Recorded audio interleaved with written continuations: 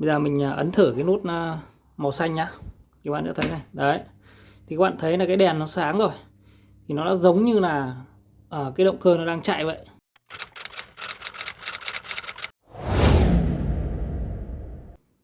Chào tất cả các bạn nhé. Hôm trước mình làm một cái video về cái công tắc tơ. Tuy nhiên ấy thì làm cái video đó là chỉ sử dụng cái nguồn đưa thẳng vào. Hôm nay mình sẽ hướng dẫn các bạn về công tắc tơ, nhưng nó sẽ đấu với cả một cái nút nhấn dừng và một cái nút nhấn chạy. Thì về cái tính năng của mạch là khi chúng ta nhấn cái nút xanh thì nó sẽ đóng cái công tắc tơ lại để cấp điện cho phụ tải, và nhấn cái nút đỏ này nó sẽ dừng. Đấy, thì để hiểu được cái cách đấu của nó thì đầu tiên nhé, thì đây là một cái sơ đồ này các bạn này. Thì xem qua cái sơ đồ một chút nhé. Đây, xem qua cái sơ đồ một chút thì chúng ta sẽ có là một cái nút nhấn ở đây. Thì đây là cái nút nhấn màu đỏ, và đây là cái nút nhấn màu xanh. Đây là hai cuộn dây của công tắc tơ. Đó, hai cuộn dây của nó thì đây các bạn, A1 và A2 nhé. Trên nó chính là A1 và A2. Và một cái nữa đó là cái bảo vệ cho cái phụ tải. Khi mà nó quá tải thì chúng ta sẽ sử dụng cái tiếp điểm NC, tức là normal close của cái overload này. Thì nó chính là hai cái điểm này các bạn nhé. Đó. Thì để đấu thì cái mạch nhìn nó rất đơn giản như này thôi, nhưng mà các bạn đấu phải hiểu sâu về nó thì chúng ta đấu đến lúc nó có vấn đề gì chúng ta xử lý được ngay. Thì bây giờ tôi sẽ cùng các bạn là đi đấu nó nhé. Thì đầu tiên một con công tắc tơ như này thì các bạn hiểu là chúng ta phải cấp nguồn vào đây thì nó mới chạy. Đó. Cấp nguồn vào hai cái chân A1 A2 này thì công tắc tơ nó sẽ hút. Đó. Thì giả sử như bây giờ như này, mình sẽ cấp nguồn vào đây, cấp một cái nguồn 220, vì cái công tắc tơ này là nó chạy cái nguồn 220, thì chúng ta cứ tạm cấp cái nguồn vào đây để xem công tắc tơ nó hoạt động đã. Đấy, cấp hai chân nhá, hai chân hai bên. Thì cái này lờ vào đâu cũng được, lửa vào bên nào cũng được, mát vào bên nào cũng được, bởi vì nó là cái công tắc tơ sử dụng nguồn xoay chiều nên là các bạn cấp vào đâu cũng được. Mình cấp vào đây nhá. Đấy, ví dụ này. Đó, thì các bạn cấp vào hai cái chân này. Đó, cấp vào hai chân A1 A2 nhá. Bây giờ mình cấp điện này, cấp thử nhá. Đây, cấp thử bằng cách là cắm điện vào này. Đấy, thì các bạn thấy là nó hút rồi. Hút rồi. Đó, hút rồi, bây giờ mình tắt đi này. Đấy, nó nhả. Các bạn thấy không? Đó, thì bây giờ cái mấu chốt của nó ấy là chúng ta phải đấu thêm vào hai cái nút nhấn này để cho nó có thể là nhấn được. Đấy, thì để đấu được hai cái này nhá, thì các bạn sẽ ngắt nó ra. Đây, các bạn ngắt nó ra này, ngắt một chân nhá. Đầu tiên chúng ta cứ ngắt một chân ra đã. Đấy, ngắt một cái chân này ra, và chúng ta đấu vào cái công tắc màu đỏ, tức là cái tiếp điểm thường đóng, cái nút nhấn thường đóng các bạn nhé. Tức là khi mà nhấn cái nút này thì nó nhả cái tiếp điểm ra, nó giống như công tắc tắt, và khi chúng ta nhả tay ra thì cái công tắc này nó trở lại trạng thái nối lại với nhau, giống như công tắc đang bật, thế thôi. Đấy. Thì chúng ta sẽ đấu vào cái chân đây nhá, phía bên trên của nó là NC này. Cái này là công tắc kép, cho nên là chúng ta sẽ sử dụng một cặp thôi. Đó, thì chúng ta đấu vào đây rồi nhá. Thì từ cái chân tiếp điểm NC này, tức là cái đầu ra của nó, các bạn đấu vào đây một giây cho mình nhá. Đó, thì các bạn nhìn kỹ nhá, một đầu vào đây, một đầu ra, tức là hai bên của cái tiếp điểm. Cái chân kia các bạn lại nối vào cái chân NO nhá. Cái nút nhấn này là nút nhấn mà để mà chúng ta chạy, thì chúng ta đấu vào chân NO nhá. Bây giờ mình đang đấu từng bước một này, vừa đấu vừa test. Đấu với chân NO rồi, và chân kia của NO nhé. Đây, thì chúng ta lại đấu vào một giây nữa. Đấy, các bạn nhìn thấy không, nó đấu nối tiếp nhá, nối tiếp. Thì Con này nó giống như cái công tắc mà đang bật sẵn, còn cái này thì nó giống như cái công tắc mà chúng ta đang tắt, và khi chúng ta nhấn vào đây thì là bật công tắc và nhả ra thì nó tắt. Cái này ngược lại. Chân còn lại đây chúng ta lại đấu vào A1 của converter. Đấy thì các bạn thấy là nó nối tiếp nhá, nối tiếp này. Đấy, nó đi theo hình vòng tròn nhá, nối tiếp này, hai cái công tắc này. Bây giờ tôi lại cắm nguồn vào để xem nó như nào nhá. Đấy, bây giờ lại cắm nguồn vào này. Đây, cắm nguồn này nó dễ cắm này. Đấy, tôi lại cắm nguồn vào nhá. Đây, để cái nút nhấn này lên đây các bạn này. Đấy, cắm nguồn này, chưa có hiện tượng xảy ra đúng không các bạn? Thì bây giờ nhá, chúng ta nhấn cái này không có tác dụng đúng không? Ta nhấn cái nút xanh này. Đấy, converter nó đã hút rồi. Đấy các bạn thấy chưa? Và tay kia chúng ta nhấn vào cái nút màu đỏ, nó nhả ra. Đấy, nhả cái nút này ra nó lại hút. Nhả nút này ra nó không hút. Như vậy thì nó vẫn chưa đúng, đúng không ạ? Nó chưa đúng với cái mà chúng ta mong muốn là khi chúng ta nhấn nút xanh này nó phải hút lại và nhả tay ra nó vẫn giữ. Đó, thì bây giờ chúng ta lại đấu tiếp nhé. Đấy, lại rút điện ra đấu tiếp này. Đấy, rút điện ra đấu tiếp đúng không ạ? Thì bây giờ giữa hai cái này nhá, hai cái này thì nó có một cái như này. Bây giờ nhá, sẽ miêu tả qua cái mạch như này. Thì khi các bạn vừa rồi mình cấp nguồn vào đây nhá, cấp hai nguồn vào đây đúng không? Thì quận A1 này nó chưa có điện. Thì khi các bạn nhấn cái nút nhấn này, nhấn cái nút này một cái thì nó được cấp điện đến cái A này, và nhấn cái này thì nó nhả ra. Tuy nhiên cái này nó không được duy trì khi mà thả tay ở cái nút nhấn này ra, nó không được duy trì. Thì bây giờ chúng ta phải làm cho cái tiếp điểm này khi mà nhả tay ra nó vẫn hút. Vậy thì làm cách nào? Đó là chúng ta sẽ đấu một cái tiếp điểm nữa vào đây, cũng của con converter này nhá.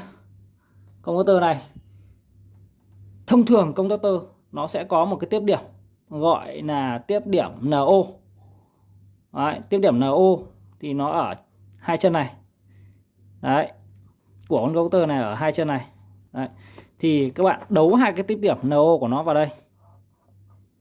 Đấy, thì cái tiếp điểm của nó như này. Đó, đấu vào đây.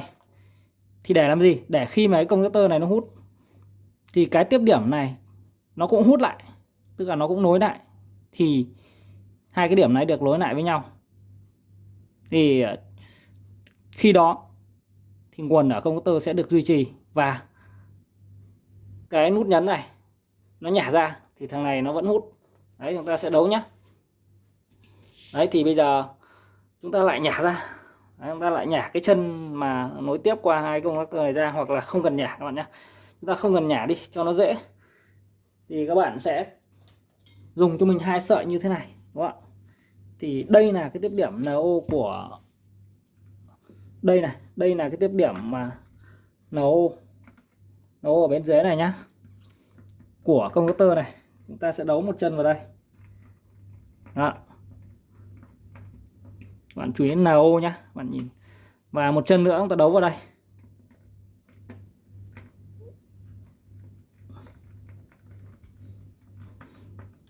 Thì cái tiếp điểm NO này nó là gì?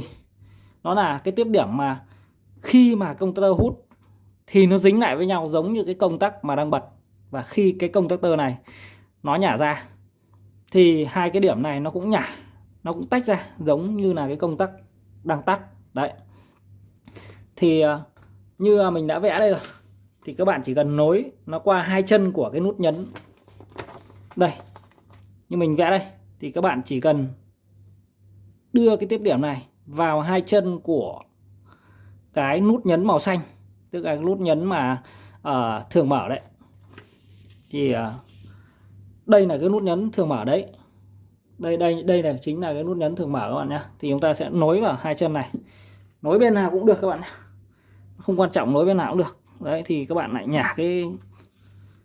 nhả cái đường này ra cho mình và đấu cái này vào đây, xoắn nó lại, đấu lại hai bên nhá, hai bên của nó cắm vào đây.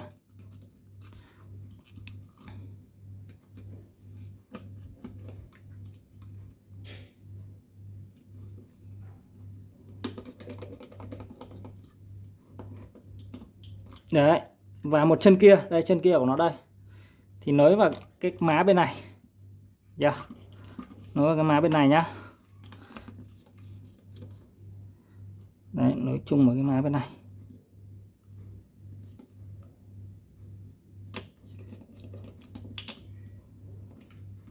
Đấy, thì bây giờ chúng ta đã có hai cái nút nhấn nhá.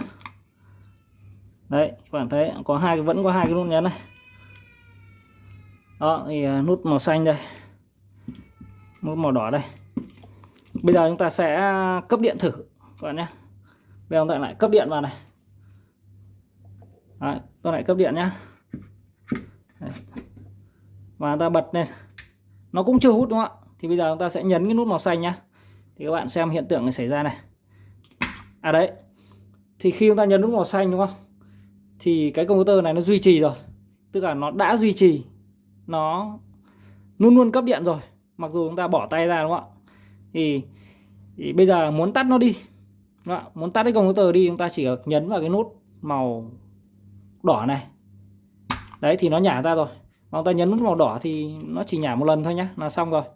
Và chúng ta nhấn nút màu xanh, nó lại hút lại. Đấy, thì bây giờ nó lại xảy ra một cái vấn đề. Đấy, nó lại xảy ra một cái vấn đề, đó chính là khi mà cái động cơ nó quá tải, ví dụ như cái đầu vào, cái động cơ của chúng ta đấu vào đây nó quá tải, đúng không ạ? Thì cái overload này nó nhảy thì mình ví dụ là khi mình gảy cái overload lên như này, đúng không ạ? Cái overload nó lòi lên như này rồi. Đấy, thì công tơ nó vẫn không ngắt.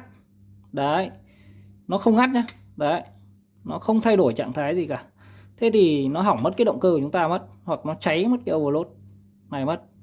Cho nên là để đấu nối triệt để thì người ta phải dùng thêm cái overload này để mà bảo vệ cho cái tải gắn vào đây. Đấy, thì bây giờ mình lại tiếp tục đấu để cho nó hoàn thiện cái bộ này qua cả cái overload để bảo vệ cái động cơ. Đó, thì bây giờ mình lại tắt đi và mình sẽ đấu cho nó qua cái overload đó. Đấy, thì các bạn chú ý nhé. Thì để đấu qua overload đúng không ạ? Thì để đấu qua cái overload nhá. Để đấu qua cái overload thì đây chính là cái overload này. Nó là cái NC của overload. NC nhá, tiếp điểm NC các bạn chú ý nhá, tiếp điểm NC của overload. Thì chúng ta chỉ việc giật cái dây còn lại của cái converter này đấu vào một chân của overload và một chân còn lại chúng ta đấu vào cái chân nguồn này, thế là xong. Đó, thì bây giờ chúng ta sẽ đấu nhá. Đấu con này. Thì đây là hai cái dây này. Chúng ta chỉ cần một dây thôi là được. Thì đầu tiên nhá, cái chân còn lại của cái chân của cái converter đây. Hai cái chân của converter chính là cái cuộn A1 A2 đây, thì cái A1 này, đây là A2, A2 này. Mình đã đấu qua hai cái nút nhấn thì cái chân còn lại này chúng ta tháo nó ra. Các bạn tháo cái chân còn lại này ra nhé. Đây, tháo cái chân còn lại của converter, tức là cái chân A1 này. Đấu nó vào cái chân của overload này. Ôi chết, cái này nó tụt ra mất rồi. Đây, cái này nó ở đây này. Mình đấu nó hơi lỏng nên nó tụt.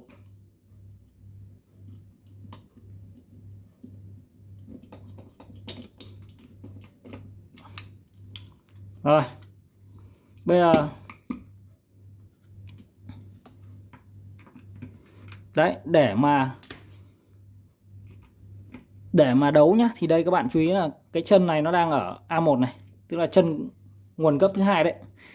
Thì chúng ta sẽ đấu nó vào cái chân của overload này.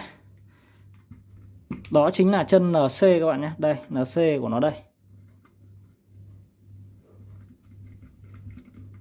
Thấy chưa? NC các bạn nhé.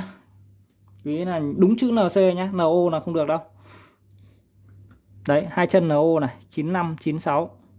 NC xin lỗi các bạn. 95, 96. Đấy, chân còn lại là cắm vào đây.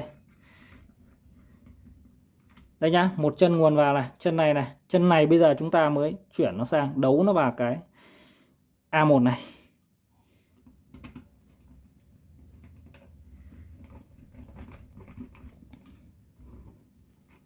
Đó, rồi bây giờ Bây giờ chúng ta sẽ lại test lại một lần nữa nhé.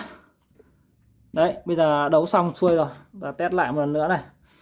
Núi lên đây một chút này, test lại một lần nữa này.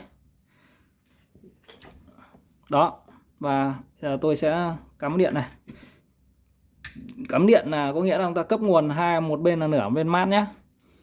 Và chúng ta sẽ nhấn này, nhấn này không tác dụng gì đúng không? Nhấn lúc này nhá. Thì các bạn biết là đây, cái công tơ nó hút rồi. Hút rồi nhá. Ta nhấn này, nó nhả. Đấy, chúng ta lại nhấn nó hút. Đó. Và bây giờ thử đến cái overload. Đấy, overload thì hai cái chân NC này này, nó chính là một cái công tắc, nó giống như là một cái công tắc đèn của chúng ta ấy. Nó luôn luôn ở trạng thái là đóng, tức là nối thông, tức là bật cái công tắc đèn đấy. Và khi mà nó nhảy, tức là nó quá dòng ở cái phần động lực, thì nó nhảy cái overload này, nó làm cho cái tiếp điểm này nó tách ra, nó giống như là cái công tắc bị tắt đi. Đấy, thì bây giờ mình sẽ thử bằng cái nút này nhé. Vì công tắc tơ nó có những cái nút để test như này. Cái overload nó có những cái nút để test như này. Chúng ta cứ gảy nó lên thì nó đã ngắt ra rồi. Đó. Thì bây giờ các bạn nhấn vào thì nó cũng không cấp điện được, bởi vì cái công tơ nó nhả rồi, cái tiếp điểm thường mở của nó nhả mất rồi. Đó, và chúng ta lại nhấn lại. Chúng ta lại test lại, gảy nó lên nhé. Đó. Và khi mà cái overload nó nhảy rồi, tức là động cơ quá tải dẫn đến nhảy, thì lúc này các bạn nhấn cái này là không có tác dụng gì nhé, nó không hút được, bởi vì nó đã tách cái điểm overload này ra. Đó chính là cái điểm này, điểm này này, nó bị cắt đứt ra. Thì các bạn có nhấn tất cả các nút này thì điện nó cũng chỉ cấp được vào một chân này thôi, chân bên này nó lại luôn luôn không có điện. Mà công tắc tơ thì hai chân này phải có một lửa một mát nối với nguồn thì nó mới làm việc. Đấy, vì thế là cái con overload này nó ngắt ra thì các bạn không thể nhấn được nữa. Và lúc này các bạn phải kiểm tra cái phụ tải xem nó có vấn đề gì không mà nó dẫn đến nhảy cái này. Đấy. Thì bây giờ mình sẽ đấu một cái tải vào đây. Thì ví dụ như là đấu một cái máy bơm vào đây chẳng hạn, để cho nó hoạt động theo công tắc tơ này. Thì bây giờ mình không có máy bơm, đúng không ạ? Thì mình sẽ đấu như này các bạn nhé. Thì đây là một cái coi như cái tải đi, cái tải ra tí mình sẽ cắm cái bóng đèn vào đây và mình sẽ đấu thử. Ví dụ như bạn có một cái máy bơm nước, đúng không? Máy bơm nước thì sẽ có 2 dây, đúng không? Đấy, thì các bạn sẽ đấu vào chân của overload này, đấu vào hai chân hai bên như thế này. Đó.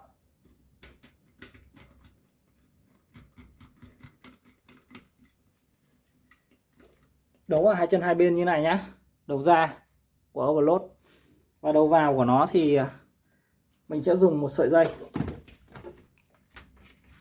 Đấy, thì mình sẽ dùng cái này nhá, một cái sợi nữa. Chúng ta đấu vào đầu vào của công tắc tơ. Dùng một sợi khác đấu vào đầu vào, cũng đấu vào hai má hai bên nhá.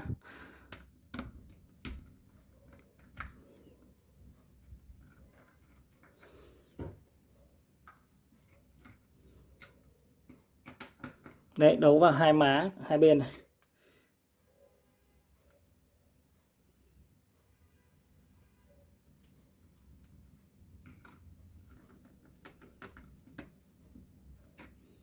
Đó, đấu vào hai má hai bên, thấy chưa?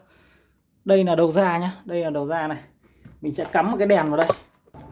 Đó, và sau khi mà đấu xong đó, thì mình sẽ cắm cái tải vào cái vào cái đầu ra này.